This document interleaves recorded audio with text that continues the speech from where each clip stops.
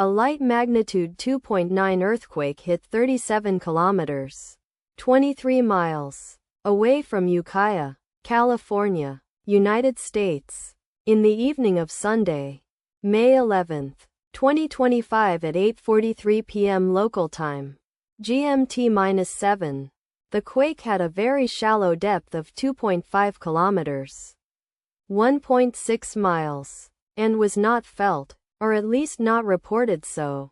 First to report, EMSC after 2 minutes. The earthquake occurred 9 days after a magnitude 3.7 earthquake had hit on Friday, May 2, 2025, at 5:35 p.m.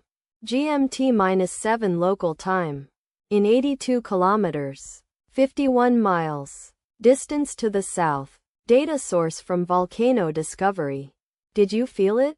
Let us pray. May the earthquake that occurred not affect our brothers and sisters there. May the earthquake not happen again. And may God protect everyone. Amen.